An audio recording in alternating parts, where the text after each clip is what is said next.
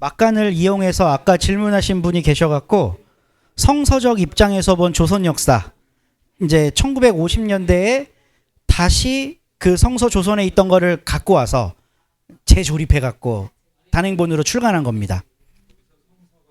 기독교의 성서적 입장에서 본. 근데 이제 한 선생님이 이거를 개정판을 계속 내세요. 3판을 개정하면서 한 선생님의 사상이 많이 업그레이드가 됩니다. 그러니까 성서라는 말은 기독교가 독점하고 있는 말이기 때문에 이 역사는 기독교인만이 아니라 보편적인 역사여야 된다. 그래서 책 제목을 바꾸세요. 성서적 입장에서 본 조선 역사가 아니라 뜻으로 본 한국 역사로. 네. 그러면 3판에서 왜 뜻으로 바꿨는지. 그리고 이제 조선은 없고 한국 시대니까 한국 역사라고 바꾼 거죠. 그런 게 이제 함석헌의 역사관이 그 새 시대를 맞아서 이렇게 좀 진보하게 된 업그레이드된 측면들이라고 할 수 있겠죠. 네. 아니죠. 함 선생님 훨씬 많죠. 네. 장준원 선생님은 거의 20살 차이 나는 걸로 알고 있습니다. 한참 후배입니다. 그 뜻으로 본 한국 역사는 굉장히 여러 버전으로 나왔습니다. 이런 것도 있고 요즘에 한길사에서 젊은이를 위한 새 편집이라 그래갖고 좀 그 윤문을 해서 좀 그 젊은 사람들도 읽기 편하게 이렇게 책이 있거든요. 그건 강추합니다. 그게 아마 한길사 기둥 하나는 세웠을 거예요. 그 책이.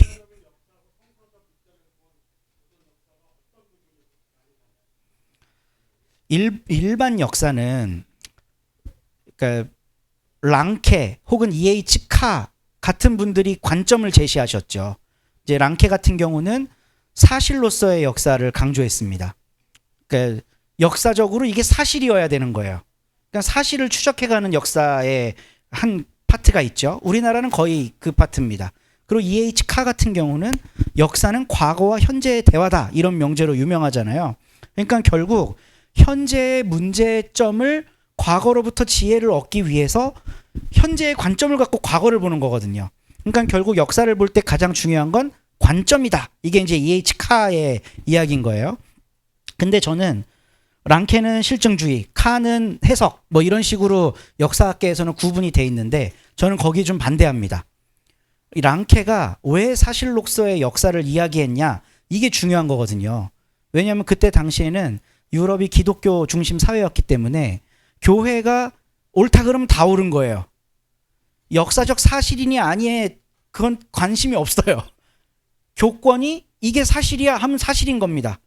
태양은 멈춰있고 지구가 돌아 그러면 그게 맞는 거예요. 아닌데요. 지동설이 맞는데요. 이게 사실이잖아요. 사실은 소용이 없어요. 그냥 역사 해석, 역사 어떤 게 사실이라고 말하는 주체가 종교 권력이었기 때문에 랑케는 그런 조건 속에서 실증주의를 말한 거거든요. 그러니까 결국은 누가 해석의 주도권을 갖느냐의 문제였던 거예요. 그러니까 일반 역사학계는 큰 틀에서 그런 관점으로 역사학을 발전시켜 왔습니다. 근데 함석헌의 역사는 거기서 약간 차별점을 두는 게 큰 틀에서는 E.H. 카와 다르지 않다고 보는데요, 저는. 근데 어떤 점에서 다르냐 하면 종교, 섭리사관이라는 거, 종교적인 관점으로 역사를 봤다는 거예요. 그 예전에 박근혜 시대 때 문창극이 나와서 섭리사관 그 입을 찢어야 되는데 섭리사관 같은 걸 말했는데 일본이 우리나라를 지배한 건 하나님의 섭리였다. 이딴 소리 해갖고 욕 엄청 먹었죠. 그러니까 함석헌의 섭리는 그런 게 아닙니다. 이제 뒤에 좀 더 제가 이야기를 드리겠지만 그냥 하나의 비유를 들자면 함석헌은 우리 역사를 세계사의 하수구라고 했어요. 하수구가 없는 서울을 한번 상상해 보세요.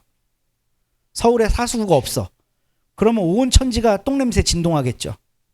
하수구가 존재함으로써 서울이 깨끗해진단 말이에요. 그러니까 우리나라가 세계사의 하수구라는 말은 우리가 모진 고난을 당함으로써 이 세상의 모든 죄업들을 받아들이는 거예요. 그래서 다른 세상이 깨끗하게 사는 거죠. 그러니까 예수가 십자가를 진 거랑 그거랑 연결시킨 겁니다. 예수가 십자가를 지어서 온 세상의 죄를 담당했다. 이게 이제 기독교의 핵심 교리잖아요. 그러니까 그렇게 예수가 희생을 통해 세상을 깨끗하게 하신 것처럼 한국의 역사라는 건 그 역할을 하는 역사다. 그러니까 일본이 한국 지배한 게 하나님 뜻이다. 이렇게 말해버린 게 아니라 하나님 뜻 맞지? 함석헌식으로 해도 그런데 거기엔 뜻이 있다. 우리의 고난을 통해 누군가를 더 일깨우기 위해 그런 거죠. 그러니까 함석헌은 우리가 이런 고난의 과정들을 지나고 나서 성찰을 잘 해놓고 정리를 하면 우리의 역사를 보고 전 세계가 감동할 거라고 생각했어요. 그러니까 우리의 고난받은 역사를 잘 이겨냄으로써. 그러니까 그게 이제 함석헌 역사관의 특징이라고 할 수 있는 것 같아요. 네. 네. 네. 네. 네. 뜻으로 본 한국 역사. 일단은 뜻으로 본 한국 역사는 자료의 범위가 다릅니다. 그러니까 6.25 전쟁까지 다뤄요. 근데 성서적 입장에서 본 조선 역사는 틀 수가 없죠. 아직 안 일어난 일이기 때문에. 그러니까 분량이 더 늘어났고, 그리고 이제 물론 뜻으로 본 한국 역사에도 성경 이야기 뭐 이런 게 많이 나오기는 하지만 관점 자체를 기독교라고 하는 개별 종교가 아니라 보편 종교의 입장에서 바라본 거죠. 그러니까 그런 게 좀 차이가 있습니다.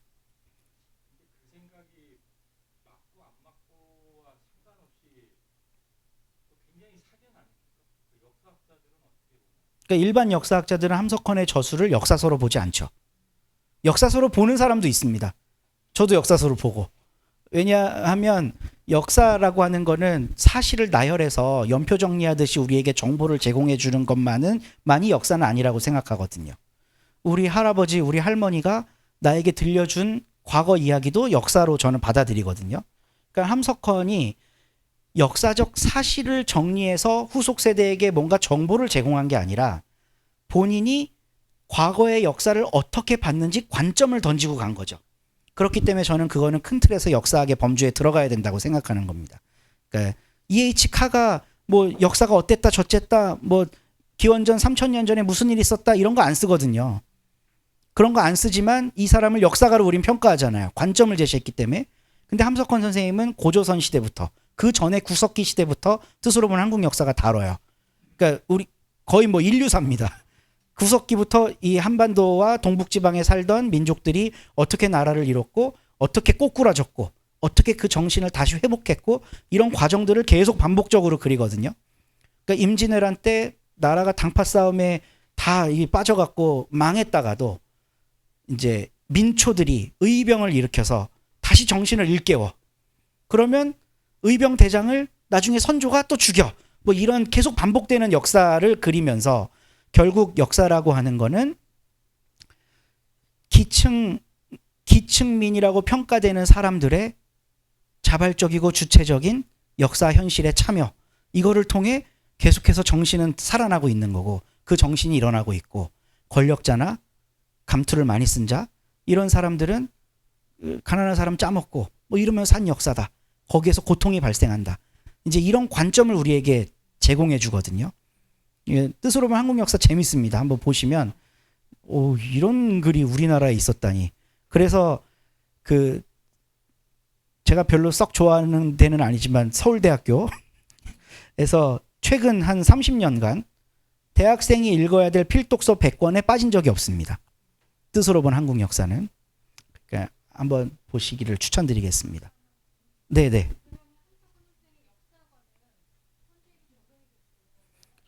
저는 그러니까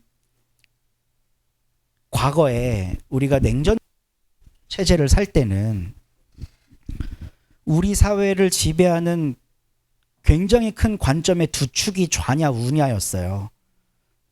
사실 우리는 아직 냉전을 해결하지 못했습니다. 남북이 나뉘었기 때문에. 전 세계는 다 해결했는데 이제 미소냉전 이런 거 없잖아요. 소련도 없고. 공산주의가 어디 있어요 지금. 뭐 중국하고 북한이 공산주의라고 하는데 중국 대학생들은 중국식 사회주의라고 얘기해요. 그건 무슨 말인 줄 아세요? 우리는 사회주의 아니다라는 뜻이에요. 사회주의면 사회주의지 중국식 사회주의가 어디 있어요? 사회주의라는 말은 전 세계 학자들이 보편적으로 쓰고 있는 말이에요. 근데 중국식 사회주의라는 말은 우리는 그런 사회주의 아니야 라는 말이에요. 그리고 중국 경제 시스템 지금 다 자본주의잖아요. 그렇죠? 그러니까 이제 체제 전쟁은 끝났어요. 근데 우리 사회에는 아직도 그 냉전의 그 후속을 계속 살고 있기 때문에 뭔가를 이해할 때 두 가지 관점으로 이해하려고 하는 습성이 있거든요, 우리에게는. 근데 그러니까 좌냐 우냐, 민주당이냐 한나라당이냐 뭐 이런 거죠. 근데 오늘날 젊은 세대 사이에서는 이 관점이라고 하는 건 둘이나 셋으로 나눌 수 있는 게 아니에요. 수백, 수천, 수만 가지 관점이 존재하는 시대가 된 거죠, 이제. 아마 우리 세대까지는 두 개의 관점이 지배했다 하더라도 제 딸 세대는 완전 판도가 달라질 거예요. 요즘에 제 조카가 중학생인데 생일 선물로 향수가 필요하대요. 근데 이건 애들한텐 진지한 얘기예요. 근데 어떤 향수를 사줄까? 샤넬 뭐 이런 거 아니에요. 나중에 중학생들 냄새 한번 다 맡아보세요. 열이면 열, 백이면 백, 냄새 다 달라요. 자기가 만들기도 하고요. 향수의 종류도 많습니다. 그러니까 이 향수라는 거는 우리는 냄새를 가리거나 누구한테 선물 받았으면 샤넬 향을 내거나 뭐 이런 거지만 요즘 아이들에게 향수라는 건 외투를 입는 거예요. 옷 입고 나갈 때 외투를 걸치는 거거든요. 비주얼 시대잖아요. 그러니까 향수로 비주얼을 나타내는 거예요. 근데 10인 10색 전부 향이 달라요. 그러니까 이런 시대에 여러 관점이 공존하고 있는 시대를 살기 때문에 저는 이런 토론 모임도 지금 잘 되고 있는 거라고 보고, 아까 오늘날에도 그 관점이 유효하냐 하셨을 때 이렇게 다양한 관점이 공존하는 시대에 함석헌의 관점이야말로 다시 재조명돼야 된다고 저는 생각하는 거예요. 그러니까 이게 좌냐 우냐로 놓고 함석헌은 좌파네 뭐 이래버리면 그냥 안 보고 끝이거든요. 제가 처음에 함석헌으로 박사 논문 쓴다 그랬더니 저희 엄마는 어쨌든 6.25 세대시니까 그거 빨갱이 할아버지 아니야? 이러시더라고. 부산 사람에 박정희랑 악수하면 3일 동안 손 안 닦던 분이었으니까 초등학교 와갖고 뭐 이렇게 악수를 했대요, 애들하고. 이 영광스러워갖고 손을 안 닦는 거지. 이런 시대에 살던 분에겐 함석헌의 관점이라고 하는 건 옳으냐 그르냐의 문제였어요. 근데 저는 오늘날은 오히려 함석헌의 관점이 정말 중요하게 이야기돼야 된다고 생각하는 건 이제 그런 좌우라고 하는 관점의 시대를 넘어서 정말 만인의 만민공동이 했던 것처럼 만인의 관점의 시대가 이제 도래했기 때문에 지금이야말로 나눌 때다. 이런 생각을 깊이 하고 있고요. 이런 토론 모임들이 점점 많아지기를, 공론장이 생기기를 응원합니다. 여러분을 응원합니다. 네. 결론을 다 말해버려서 끝내도 될 것 같은데. 그러면 45년 이후에 짧은 이야기 좀 줄여서 하겠습니다. 안경 맞추러 가야 되는데.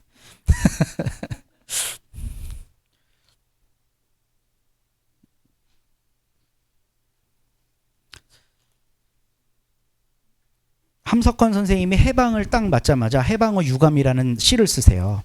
그리고 해방에 대해서 도둑같이 온 해방이라는 표현을 씁니다. 저는 처음에 전 기독교인이고 성서를 읽었기 때문에 성서에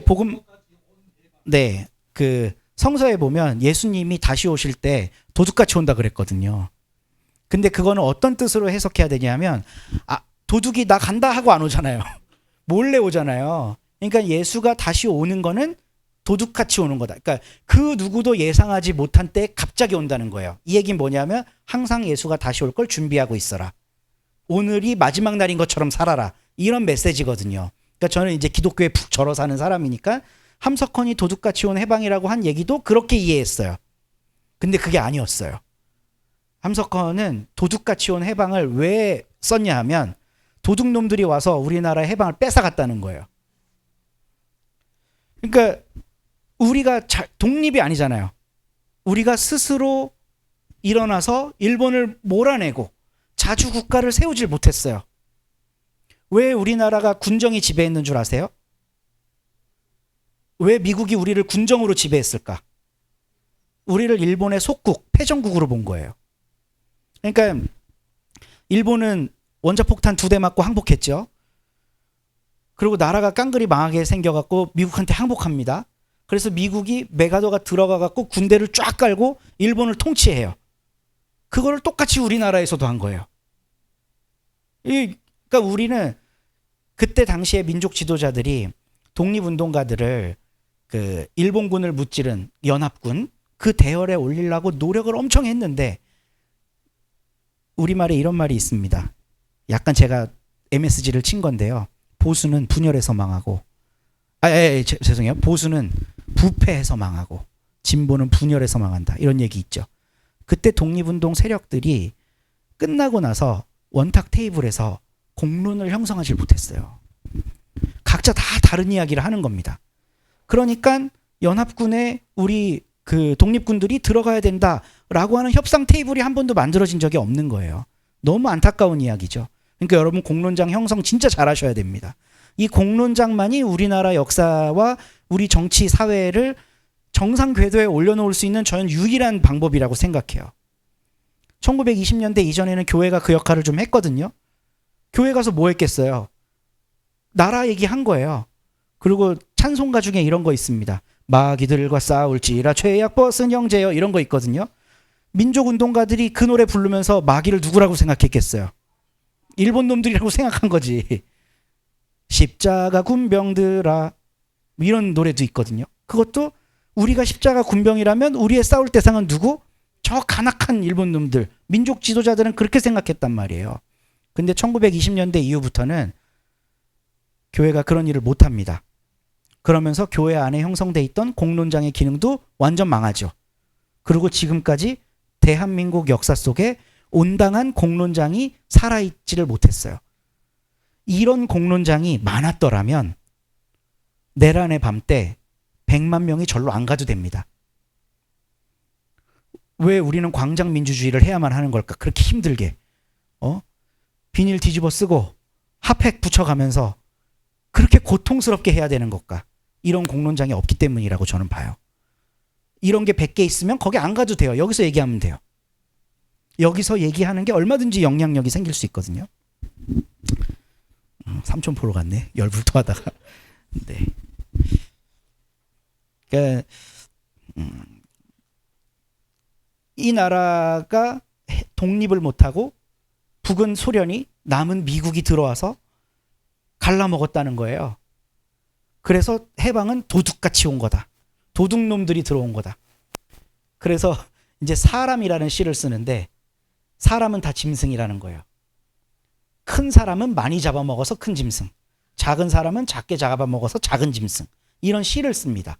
그리고 저는 1945년부터 48년까지 함석헌에게 주목하는 아주 중요한 부분 중에 하나가 글을 안 써요. 글을 안 쓰는데 시만 씁니다. 말리길 나서는 날 처자를 내맡기며 이런 것도 다 그 시기에 써요. 1945년부터 48년까지는 전집을 지금 엮으면 40권이 넘는 양을 쓴 방대한 저술가가 아예 절필을 합니다. 45년부터 48년까지.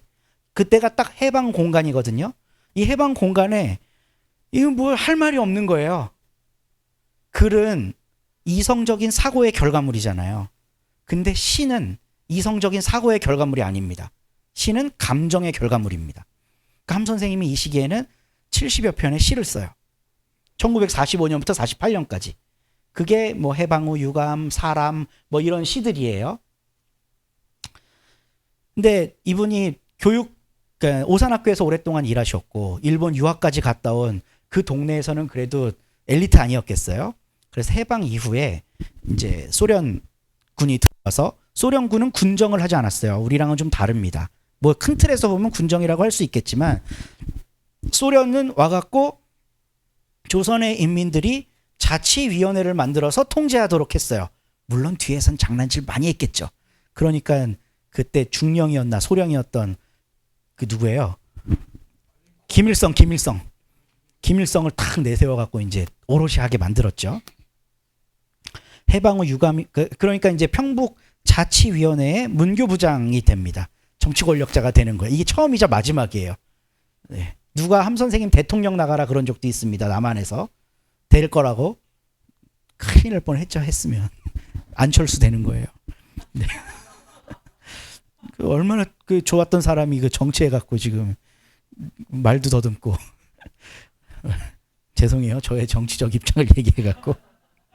근데 저는 그 뭐 강의든 교육의 현장에서 너무 왜곡된 거를 하지 않는 이상 정치적인 발언의 자유가 주어져야 된다고 봐요.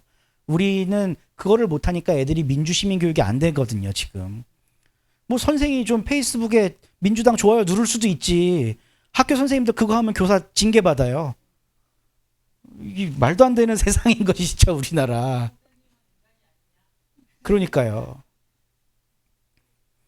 정치 참여의 자유를 못 누리잖아요, 교사라는 이유로. 이런 얘기, 이런 해가무 유감이라는 시 1946년에 금수강산 자랑 마라 장난질 보기 싫다. 갈래 어찌 그리 많고 줄기 무슨 그리 여럿. 삼천리 한마당 닫고 달려보면 어떠리. 이거보다 한 8배는 많은 시인데 제가 한 줄만 한 행만 따온 거고요. 해방 이후에 너무 갈래로 찢어진 우리 민족운동 세력들, 그리고 남북으로 나뉘어 있는 상황, 이런 것들을 이 잔장난질로 표현을 하고 좀 한마당 닫고 좀 하나 좀 돼보자, 이런 해방 후 유감이란 시를 발표도 하세요. 이 시기에는 이성적 사고가 안 되는 시기이기 때문에 시인의 감정만 드러납니다. 그 미군정 시대에. 네. 북에 있으면서도 신의주 학생 사건, 이제 공산당이 지배하기 시작하니까 학생들이 반기를 드는 사건이 있거든요. 그런 신의주 학생 사건에 함 선생님은 가담한 적은 없어요. 근데 문교부장이고 뭐 이랬으니까 그 배후로 쥐목돼 갖고 또 이제 소련 치하 속에서 감옥 생활을 좀 하십니다. 그러니까 2번이나 감옥 생활을 하는데 주위의 사람들이 함 선생님 여기 있다가 저 공산당 놈들한테 사형당합니다. 빨리 내려가세요. 지금 이 서북 지방에 있는 기독교 지도자들, 그리고 그 이제 어떤 미국식 자유주의가 더 옳다고 생각하는 사람들, 종교 지도자들, 그때 가톨릭도 개신교도 대거 남아합니다. 그 개신교가 왜 북한 싫어하냐면 그때 땅 다 뺏기고 일로 내려왔거든요. 그래갖고 북한 가면 내 땅 문서 갖고 도둑 찾겠다는 거야. 이제 좀 있으면 그 1세대 분들 다 이제 하늘나라 가십니다. 주위에서 강권을 해갖고요. 내려와서 그 월남을 하세요. 그때 가족들을 두고 옵니다. 부인도 두고 와요. 두고 오고 싶었을까? 네. 함석헌 선생님은 부인을 사랑했지만 부인하고 그렇게 애틋하지 않았습니다. 왜냐하면 이때 당시에는 18살에 결혼하거든요. 근데 부인들이 한글도 몰라요. 그냥 하는 거예요, 그냥. 하서 애 많이 나면 이제 역할 다 한 겁니다. 그래서 함석헌 선생님 부인은 한글을 몰랐습니다. 근데 함석헌 선생님은 뭐 노자, 장자, 웰즈, 뭐 서양, 동서양의 사상가들을 다 읽은 분이거든요. 뭐 간디도 읽고 톨스토이 좋아하시고, 이런 지식인이 집에 갔더니 부인이 한글을 모르네? 여기서 역사의 비극이 생기는 거죠. 네. 거기에서 발생한 비극에 아주 여러 가지 에피소드들이 있는데 궁금하시면 500원. 네. 근데 김교신은 조금 달랐던 게요. 김교신도 비슷한 상황에서 결혼하거든요. 근데 김교신 엄마가 훌륭했습니다. 그 부인, 그러니까 자기 며느리가 한글을 몰라. 그때 당시 언문이라 그랬겠죠. 언문도 몰라. 그러니까 너 이렇게 살다가 30, 40대면 남편이 딴 여자 얻는다. 지금 일본에서 공부하고 온 신식 여자, 나혜석 같은 분들, 이런 애들이 막 몰려오는데 너 한글도 모르고 일자무식인데 걔네한테 남편 뺏기고 싶냐? 남편이랑 연애 편지라도 하나 쓰고 사랑한단 말이라도 전하려면 오늘부터 한글 배우자 하고 시어머니가 며느리 한글을 가르쳐요. 그런, 혹시 시어머니이신 분이 있다면 그런 시어머니가 되시기를. 네, 그래서 김교신도 살짝 비행 사건이 한 번 있었긴 했지만, 네, 김교신의 비행 사건은 이제 그 양정 학교에서 교사할 때 일본인 양호 선생님이 좀 예뻤나 봐요. 그래서 아주 잠깐 짧은 스캔들이 좀 있었습니다. 그거 하나 말고는 그래도 그 부부간의 사이가 아주 좋고 그랬다 그래요. 비밀이에요. 500원 내셔야 된다니까요. 500원 내셔야 된다니까요. 아, 거스름돈은 없습니다. 네. 어제 월남하고 뭐 그 과정에서 함석헌 선생님은 야인으로 사셨고 시 쓰고 사셨고, 근데 북에서 이제 그 뒤에 가족들도 다 내려오거든요. 맨 위에 두 그 자녀는 못 옵니다. 그래서 이제 그 함우용 선생님이라고 최근에 돌아가셨는데 그 아드님하고 따님들 몇 분하고 같이 내려오고 부인도 오시고 그래서 77년도인지 9년도인지에 부인은 먼저 돌아가시고 그때 좀 좋은 얘기를 하나 해드리면 부인이 말년에 와상으로 계셨을 거 아니에요. 함석권 선생님이 직접 다 케어하고 그 뭐라 그럴까 간병을 다 하셨다고. 네, 따뜻한 얘기만 하겠습니다. 그렇죠. 네, 네. 거기까지 말씀드리겠습니다. 아, 그 사람을 가졌는가 요 노래 여기서 지금 화면이 똑같죠? 여기서 우리 성요한 신부님이라고 성공의 신부님이 여기서 노래 부르셨는데요. 아는 분이신가요? 네. 한 4분 걸리는데 시간이 없으니까 유튜브에서 찾아서 들으시면 됩니다.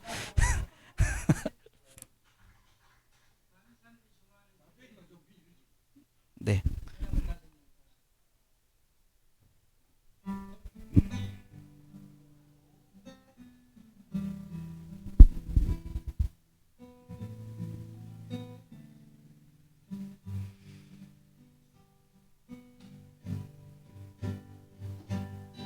말리기 나서는 여기까지만 듣겠습니다. 이게 왜냐하면 말리길 나서는 길이라고 다 노래 부르거든요. 그리고 함석헌 선생님 시비에도 말리길 나서는 길이라고 써 있어요. 근데 그 오타예요. 여기 함석헌 선생님 육필 원고 원본이 있거든요. 분명히 말리길 나서는 날이라고 써 있습니다. 그 날인데 다 여기 함석헌 전집에도 길이라고 써 있고 다 길이라고 써 있거든요, 책에. 근데 함선생님 글 쓰는 걸 좋아하시고 이 한국어 문법에 아주 예민하신 분인데 말리길 나서는 길을 이렇게 쓰겠냐고요, 상식적으로. 그 1960년대에 삼성이 맞나? 어딘지 제가 지금 정확히 기억 안 나는데 어떤 출판사에서 그 시집을 낼 때 길로 쓴 거를 뒤에 내는 책들이 다 그걸 원본으로 참고해 갖고 써 갖고 길로 나오고 심지어는 함석헌 선생님 시비에도 길로 나옵니다. 근데 날입니다. 말리길 나서는 날 처자를 내맡기며. 그 이북에서 월남하면서 이 감정을 생각하셨을 것 같고 저는 한 발자국 더 나가서 1941년도에 아버지 돌아가셨을 때 자기 감옥에 있을 때 내 가족을 내가 가서 돌봐야 되는데 지금 감옥에 있으니까 못 돌보잖아요. 이런 감정들이 거기 좀 이입되지 않았을까 하는 생각을 해요. 뭐 함선생님한테 직접 물어본 건 아니니까 모르니까 오히려 또 제 맘대로 얘기할 수 있습니다. 네. 그리고 함석헌 선생님은 우찌무라 밑에서 공부하고 또 한국에 와서도 성서 조선을 내면서 무교회주의자로 사셨어요. 원래는 장로교인이었죠. 근데 일본 가서 무교회주의를 접하고 와서 무교회 그룹하고 같이 사셨죠. 근데 무교회주의는 이것도 제가 개발해낸 건데요. 어떻게 띄어 읽느냐에 따라서 분위기가 완전 달라집니다. 잘 보세요. 무교회주의. 교회라는 건 없어야 돼. 무교회주의. 근데 띄어쓰기를 앞에다가 해. 무교회주의. 이런 느낌이 많이 다르죠. 저는 함 선생님은 뒤에 거라고 봐요. 그러니까 교회라는 것 자체가 없어야 된다는 게 아니라 교회주의. 이즘이 없어야 된다는 거죠. 이즘. 교회 와야 구원받고 교회 와야 되고 제가 이제 교회를 개척하고 저희 교회는 매 주마다 이 성찬식이라는 걸 하거든요. 근데 처음 오신 분도 원하면 다 줘요. 근데 한 번은 가톨릭 교인이 오셨어요. 뭐 종교 차별하는 그런 거 아닙니다. 부인이 왔고 남편은 이제 아예 교회를 처음 나와본 분인 거예요. 가톨릭 교회도 안 나갔어요. 근데 와서 이렇게 예배를 드리고 나서 제가 성찬을 줬거든요. 근데 눈이 동그래져서 보는 거예요. 저 이거 못 봤는데요. 아, 우리 교회는 괜찮으니까 드시라고 하고 주고 남편도 줬어요. 근데 이 부인이 막 엉엉 우는 거예요. 그 남편이 기독교인이 아니라는 이유로 이거를 오랫동안 차별을 받아왔는데, 그러니까 갔으면 분명히 안 받는 게 분명한데 여기서 자기가 어릴 때 그 성찬을 받고 이랬던 추억을 남편하고 공유할 수 있어서 너무 좋았다는 거죠. 그리고 실제로 가톨릭 교회는 몇 주 빠지고 교회 가잖아요. 그러면 성찬 안 줘요, 그 사람한테. 회개하고 고해하고 이러고 해야 받을 수 있어요. 그러니까 우리 교회 좋은 교회. 그냥 빵하고 포도즙 먹습니다. 저희는 어린이부터 성인까지 신앙의 유무와 관계없이 성찬은 작은 식사자리이기 때문에 차별이 없어야 된다는 믿음 아래 누구나 본인이 거부하면 안 줍니다. 내가 안 먹겠다는데 뭐 어떻게 할 거예요? 근데 원하는 사람은 누구에게나. 그러니까 근데 교회라고 하는 집단은, 기독교는 이런 원칙들을 만들어 놓으면서 이거 안 하면 안 돼 이렇게 되잖아요. 그게 교회주의거든요. 교회주의. 교회를 통해야 구원을 받고, 교회를 통해야 뭐 성령을 받고, 교회를 통해야 뭐 어떻게 되고 이런 거죠. 그러니까 무교회주의 운동이라는 건 그런 게 어딨냐. 하나님 저 위에 계시고 성서를 통해 그 하나님을 깨달아갈 수 있는데 어느 곳에서나 교회할 수 있고 교회라고 한 곳도 교회가 아닐 수 있다. 이게 이제 무교회주의죠. 그래서 김교신 선생님, 이제 함석권 선생님 나중에 무교회를 떠나요. 그래서 무교회주의자들이 엄청 비난합니다. 근데 김교신 선생님은 끝까지 무교회주의자로 돌아가시기 때문에 지금도 무교회주의의 큰 어른 하면 김교신이에요. 근데 김교신 평전 작업을 하면서 제가 재밌었던 게 뭐냐면 무교회주의였는데 그분이 여기 공덕동 살았어요. 마포 공덕동. 공덕동에 공덕 장로교회가 있습니다. 지금도 있어요. 김교신 선생님이 그 교회 출석했습니다. 무교회주의자인데. 왜냐하면 그 교회 목사가 상당히 지적으로 이게 발달된 분이었거든요. 근데 김교신의 성서조선을 읽고 강연하는 걸 봤더니 잘하는 거야. 그래서 김교신을 찾아가요. 그래서 당신같이 훌륭한 사람은 나는 기독교인으로 받아들이는데 우리 장로교 뭐 세례받고 이런 거 안 했어도 우리 교회 와서 청년 청소년들 지도 좀 해주십시오. 이래서 교회 학교 교장을 맡깁니다. 그러니까 김교신이 뭐 그 장로교인 뭐 이런 건 아니었어도 그런 교회에 가서 교회 학교 교장을 타이틀을 단다니까요. 그러니까 무교회주의라고 하는 건 나는 교회 안 가, 교회 떠나, 교회는 안 돼 이런 게 아니라 무교의 성을 갖고 교회 안에 살든 교회 밖에 살든 성서 중심주의, 가시적인 교회로서의 교회가 아니라 어디서든 다 내가 있는 곳이 교회가 될 수 있다는 그런 생각을 갖고 산 거죠. 그러니까 무교회주의는 그런 건데 조직교회에서는 무교회주의를 많이 비판했습니다. 저도 함석헌 공부한다 이제 퀘이커 교회 얘기 나옵니다. 네. 그러니까 이제 함석헌 선생님이 퀘이커 교도가 되는 이유는 원래 우리나라에 처음 들어온 선교사는 장로교 감리교예요. 이거는 뭐라 그럴까? 그냥 한국 교회 이야기를 할 때 재미삼아 하는 이야기인데 역사적 사실이 아닙니다. 받아들이시면 안 돼요. 언더우드랑 아펜젤러랑 일본 요코하마항에서 배를 타고 이제 제물포항으로 들어왔어요. 제물포항으로 들어오면 내려야 될 거 아니에요. 근데 둘 다 하나는 장로교 선교사, 하나는 감리교 선교사야. 그러니까 장로교 선교사가 먼저 내려가면 우리나라 최초의 기독교는 장로교가 되고 감리교 선교사가 내려가면 최초의 기독교는 감리교가 돼. 그래서 어떻게 했을까? 둘이 손잡고 하나 둘 셋 뭐 이거 가짜입니다. 사실은 그때 아펜젤러 선교사의 부인이 출산을 했어야 되기 때문에 아펜젤러는 일본까지 와서 더 머물고 언더우드가 먼저 옵니다. 네, 그렇다고 장로교가 더 빠르다 뭐 이런 건 아니에요. 그냥 둘이 손잡고 내렸다 이게 훨씬 더 은혜롭고 좋은 역사 이야기예요. 그러니까 그 외에도 다양한 교파들이 있는데 다 후발주자로 들어오죠. 뭐 성공회도 1890년대에 돼야 성공회가 들어오게 되거든요. 그래서 강화도에 가면 그때 당시에 지은 성공회 성당 이런 거 역사유적으로 볼 수 있습니다. 뭐 온수리 성당, 성공회 강화성당 이런 데 꼭 가보세요. 너무 좋습니다. 그 한국식으로 지은 건물에 태극 문양이 있고 가운데 십자가가 있고 이런 어떤 기독교적인 것과 이 한국적인 거의 조화가 잘 이루어져 있거든요. 근데 퀘이커는 영국에서 시작된 종교고 미국에서 이제 크게 펜실베니아주가 필라델피아가 퀘이커 교도들이 처음에 이주한 땅이에요. 처음에 미국이 이제 열 몇 개의 주로 동부지방에만 있었잖아요.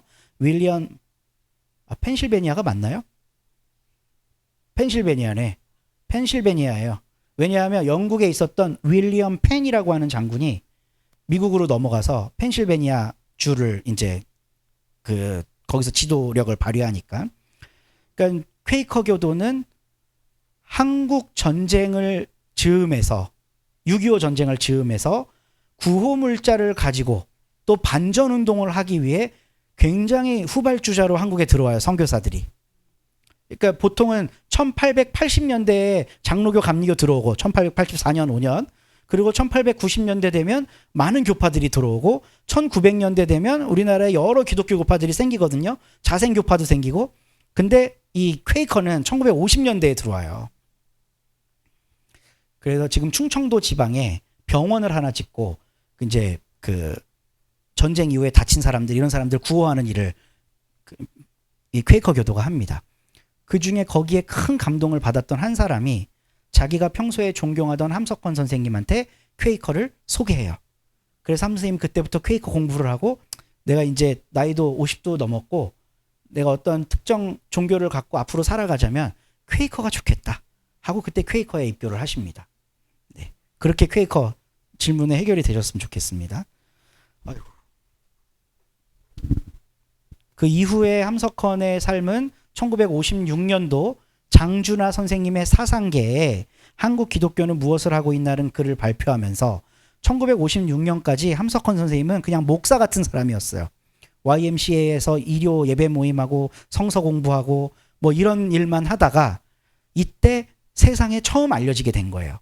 1956년도에. 그리고 그 이후에 할 말 있다 뭐 이런 글들을 쓰면서 원래 몇천 부 팔리던 사상계가 몇 만 부대로 늘어나게 된 거죠. 함석헌 글을 보려고. 지금 우리 함석헌 기념사업회에 계신 어르신들, 80 넘은 어르신들도 다 그거 보고 여기 오신 거예요. 사상계에 있는 글 보고 이야 뭐 이런 사람이 있나 하고 막 찾아와 갖고, 군대 제대하고 아까 그 사람이 웬만큼 맞아서는 안 죽어 이분은 군대에 있다가 휴가 나왔는데 신문에 함석헌 선생님이 있는 글을 보고 이거를 잘라 갖고 가서 군대에서 막 달달달 외웠다는 거예요. 그리고 군대 제대하고 그냥 찾아간 거예요, 함석헌 선생님 집에. 그렇게 제자가 되고, 이렇게 글을 씀으로써 많은 사람들에게 알려지게 되신 계기가 1950년대, 57년대 이때부터 있었고, 이제 일제강점기 말기에 농사지었던 그 기억을 복귀하시면서 천안의 씨알 농장, 그리고 강원도 안반덕의 씨알 농축장 이런 걸 시작하십니다. 57년도에는 농사만 지었고 61년도에는 그 가축도 키웠대요. 근데 지금까지 알려진 함석헌의 모든 글에는 둘 다 농장입니다. 이 농축장은 제가 붙였습니다. 이런 깨알 같은 걸 하나. 네. 그리고 그 평생 사신 삶이 독재 정권과의 맞짱뜸이었고, 일단 그 누구야 초대 대통령 이승만 시대 때는 함석헌 선생님이 뭐 각하니 뭐 이 대통령이니 이런 표현을 안 쓰세요. 이승만 님입니다. 사람들이 당신을 각하라고 부르는데 나는 그게 몹시 불편합니다. 아니 민중편에 내려와 갖고 대통령이 편안하게 밥 한 끼 먹을 수 있는 사람이어야지 왜 높은 곳에 군림하냐. 그래서 이승만님, 박정희님 다 님이에요. 전두환 씨.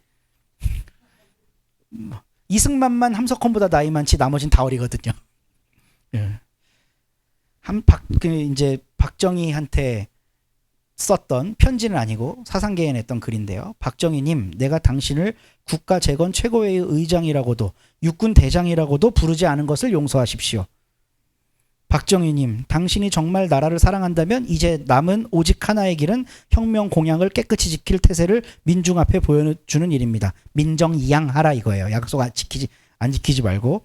군부가 들어와 갖고 민정이양을 약속했잖아요. 새빨간 거짓말이었지만. 그 다음 일은 당신이 걱정하지 마십시오. 안 맞아 죽은 게 다행이죠. 함석헌 선생님이 박정희보다 어렸으면 맞아 죽었을 거예요. 한국은 그런 게 좀 있잖아요. 이 경로 우대 사상. 네. 민정이양이 좌절되고 외국 순방 중이던 함석헌이 긴급 귀국하여서 1963년 7월 22일에 사상계 주최로, 그러니까 시민회관, 지금의 세종문화회관에서 이런 강연회를 열었는데 정말 많은 인파가 왔었답니다.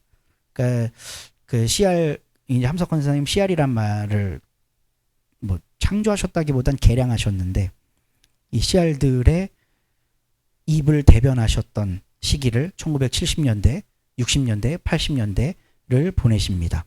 뭐 한일 협정 비준 반대 시위, 뭐 삼선 개헌 반대 가두 시위, 뭐 우리가 아는 역사적으로 굵직굵직한 사건들에는 항상 어른으로 다 참여하셨고 뒤에서 힘이 되어 주셨죠. 그리고 이제 마지막인데, 함석헌 사상의 알점, CR의 소리, 여러분에게 귀한 자료를 보여드립니다. 이것 때문에 함석헌 기념사업회 연락이 자주 와요. 빌려달라고. 근데 아무도 안 빌려줍니다. 하나밖에 없는 CR의 소리 창간호 원본. 네. 1900, 이걸 만지면 안 돼요. 보기만 하셔야 돼요. 네. 원본입니다. 이게 원본. 아까 말씀하셨는데 되게 얇고 조그만한 책, 그 원본이 이 책입니다. 있으실 수 있죠. 네. 네. 저거를 이제 굿즈로 만든 겁니다. 이거를 사진 찍어갖고 노트로 만든 거예요. 네. 조금만 더 전에 오셨어도 여기 몇십 권 있었는데 하나씩 다 가져가셔갖고 지금은 몇 권 남았나 모르겠네요. 네. 이 CR이라는 말, CR, R. 그러니까 유영모 선생님이 제자들하고 강연을 하다가 제자 중에 한 명이 선생님 백성 민자를 순 우리말로 뭐라고 부르면 좋겠습니까? 그랬더니 CR이라고 하면 좋겠네 이런 거예요. 근데 함석헌 선생님이 그 얘기를 듣고 전기에 감전된 듯한 충격을 받았답니다. 그리고 깊은 사색을 통해 유영모 선생님은 그냥 R, 지금 요 R 있잖아요. CR 이렇게 쓰셨는데 함석헌 선생님은 R에 깊은 의미를 부여했어요. R에 자를 꼭 써야 된다. 왜냐하면 원래 세종대왕이 처음 한글을 만들 때는 아래아가 있었잖아요. 근데 지금 안 쓰는 말이 돼버렸잖아요. 이 백성이라고 하는 존재는 원래 가장 중요한 역할을 해야 되는데 잊혀져 버린 존재라는 거예요. 그래서 지금 이 시대에 다시 소환해야 된다는 겁니다. 아래아를. 그래서 웬만하면 쓰려면 꼭 아래아를 쓰시기 바랍니다. 그래서 인쇄소가 엄청 고생을 했다 그래요. 이때 당시에는 다 조판해갖고 그 활판으로 만들어야 되는데 아래아가 없으니까 새로 깎아야 되는 거예요. 이걸 하려면. 그래서 CR의 소리 표지는 함석헌 선생님이 손으로 썼습니다. 이건 함석헌 선생님 글이에요. 글씨예요. 네. 그래서 지금 이거는 지지난주에 나온 최신 따끈따끈한 거거든요. 아까 누가 하나 사셨는데 원래 10,000원인데 오늘 사시면 5,000원. 네. 최신호입니다. 최신호 CR의 소리 창간호부터 지금까지 같은 글씨 사용하고 있습니다. 296호 56년을 이어온 네, 잡지고요. 어느 정도 연세가 있으신 어르신들은 CR의 소리 하면 다 아시더라고요. 그래서 이 R을 이건 기니까 그냥 빼고요. 무슨 뜻이냐면 동그라미는 하늘이에요. 뭐 함석헌식으로 하면 하나님일 수도 있고 아니면 초월의 존재. 그리고 R의 R은 인간입니다. 잊혀졌지만 잊혀져서는 안 되는 현재 다시 소환돼야 하는 아래야. 이게 인간이에요. 그럼 밑에 리을은 뭘까? 제가 몸치라 춤추는 거예요. 하늘과 잊혀졌어야 하지만 현재 다시 소환된 이 인간이 조우해서 함께 춤을 추는 형세가 R인 거예요. 그래서 천지인 하늘과 인간이 함께 어우러져서 이 세상에 춤판 한번 벌려보자. 이제 이런 의미로 함 선생님이 CR이라는 말을 쓰셨고 이제 이 CR 개념을 보고 뭐 민중신학도 나오고 안병무 선생님이 함 선생님 제자였으니까 뭐 그런데 영향을 많이 미치셨습니다. 네, 뭐 안병무 선생님하고 함께 76년도에 구국선언을 하던 모습. 그러니까 함석헌 기념사업회 홈페이지에 가시면 이런 함 선생님 활동하셨던 사진들이 쭉 있어요. 그것만 연표랑 같이 봐도 우리 그 1960년대 이후, 그러니까 아까는 일제강점기였다면 이제 60년대 이후 우리 사회, 우리 역사의 소용돌이, 정치적 문제, 군부 독재 문제, 이승만 문제, 전두환 문제 이런 모든 문제들의 역사의 한복판에 함 선생님이 계셨고 거기에 가장 큰 그 정신적 어떤 영향력을 주신 그런 분이라고 할 수 있겠습니다. 그래서 독재 정권에 대한 끊임없는 비판, 비폭력 평화운동. 함 선생님이 장준하의 사상계가 폐간되자 CR의 소리를 만들어요. 이거 만들기 전에 전태일이 죽습니다. 전태일 엄청 아끼셨고 나중에 이소선 여사님하고도 너무 가깝게 지내시고 CR의 소리를 만들어야 되겠다 잡지를.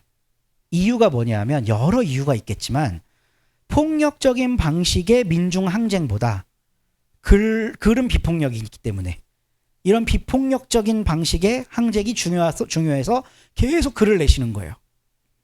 그리고 우리 사람이 많이 맞아도 안 죽어, 웬만큼 맞아도 안 죽어, 이분의 증언에 따르면 함 선생님을 잡으러 경찰들이 무수히 많이 왔답니다. 근데 함 선생님이 체구가 건장해요. 예, 저는 직접 못 봤지만 그렇대요. 잘생겼어요. 그리고 저 사진 보세요. 저 뒤에. 그러니까 뭐 대단히 장대한 건 아니더라도 이 건강 체질이셨다고 하더라고요. 근데 자기를 잡으러 온 젊은이들한테 귓방망이라서 한번 날릴 뻔한데 단 한 번도 주먹으로 누구를 친 적이 없대요. 자기를 잡으러 오면 항상 손을 이렇게 하셨답니다. 그리고 밀고 나가셨대요. 폭력은 안 된다. 그것 때문에 80년대 민주화 운동하던 젊은 세력하고 약간의 갈등이 있었어요. 왜냐하면 그때는 화염병 던져야 되는데 독재 타도 87 체제 만들어야지, 전두환 저거 끌어내려야지. 근데 함 선생님은 비폭력을 주장하셨기 때문에 그러면 이제 화염병 던지는 친구들이 양심의 가책을 느끼게 되잖아요. 그래서 이건 저의 분석인데 그 세대 분들의 80년대 학번분들, 민주화 운동 열렬히 하던 분들의 함석헌에 대한 이해가 과거의 분들하고 많이 다릅니다. 이거 한번 나중에 기회가 되면 한번 생각해 보시면 좋을 것 같아요. 그리고 함 선생님 말년에 80대 이후부터는 고전 해설하고 강의를 많이 하세요. 지금 함석헌 전집이 나와 있는 게 20권짜리가 있고 2009년도에 30권짜리가 나왔다가 역사 속으로 들어갔습니다. 오류가 많아갖고. 그리고 함 선생님 외손자를 통해 40권짜리가 만들어졌는데 미간행이에요. 몇몇 사람만 그냥 보고 있어요. 그 전체 다음에 한 50권 분량이 될 텐데 거기에 뭐가 없냐면요. 함석헌 선생님의 고전 강의 녹음 테이프가 있습니다. 이 안에 지금. 그거를 녹취를 듣고 풀 사람이 없어서 자료로만 남아 있는데 마음이 뜨거워지시는 분은 좀 이렇게 엄청 방대한 분량이고 그것만으로도 전집 이상의 100권 나올 거예요. 아마 100권. 맹자 강의, 노자 강의, 요한복음 강의, 그러니까 성서 강의, 그리고 장자 강의 이런 여러 강의들이 지금 테이프가 있는데 문제는 뭐냐면 MP3는 컴퓨터에 넣어놓으면 안 없어지잖아요. 근데 지구는 북극과 남북으로 이루어진 커다란 자기장이거든요. 근데 테이프는 자기장을 입힌 거예요. 가만히 놔둬도 지구가 음성을 빼앗아가요. 그래서 시간이 더 지나면 음성이 없어집니다. 감동받은 분이 있을지어다. 제가 왜 하겠어요? 지금 우리가 못하니까 그런 거죠. 여기서 이야기를 하는 이유가. 네. 그리고 이제 교육하는 일 하셨고 무수한 자택연금, 무기한이라고 붙은 자택연금을 너무나도 많이 당했습니다. 70 노구에도. 그리고 1989년 2월 4일 32,105일을 살다 별세하십니다. 이거는 이제 무교회주의 동인들, 김교신도 그랬고 날수를 세며 살았어요. 내가 며칠 살았나. 그런 거 우리 잘 안 하잖아요. 왜냐하면 하루를 평생같이 살자는 뜻이에요. 이 하루하루가 소중하기 때문에 하루를 평생같이 살자. 그래서 웬만큼 맞아도 안 죽어 목사님이 그 32,105일 이야기라는 책을 쓰셨어요. 이거는 판매가 안 되는 책입니다. 몇 권 없습니다. 그래서 이렇게 살다가 하늘 사람이 되셨고 CR 함석헌의 널 속에 들어가 양주에 계셨다가 지금은 국립현충원에 대전에 묻혀 계십니다. 마지막 요것만 읽고 마칠게요. 이 삶은 우리 근현대사를 오롯이 산, 그러니까 오늘 지금 우리는 우리 근현대사를 오롯이 산 함석헌의 삶을 아주 빠르게, 이렇게 빠르게 이 89년을 얘기할 수 있을까 싶습니다. 투쟁하되 비폭력적인 방법을 고집한 함석헌, 고난의 역사를 마주하는 CR의 모습을 함석헌에게서 봅니다. 근데 함석헌은 바통이라는 말을 자주 쓰셨어요. 바통을 이어받아야지. 그래서 함 선생님이 바통 이어받을 사람이 필요하다고 글을 썼더니 저 남쪽 지방에서 청년 하나가 왔대요. 저 바통 주세요. 이러고 바통 주세요. 그 바통이 아니죠. 정신을 이어갈 바통을 이야기하는 거죠. 근데 그 바통은 이제 우리에게로 넘어왔습니다. 그러니까 함석헌의 삶을 보며 우리는 이제 어떻게 살아야 되지? 그가 남기고 간 역사를 우리는 어떻게 바라봐야 되지? 이게 우리들의 숙제인 것 같습니다. 긴 시간 경청해 주셔서 감사합니다.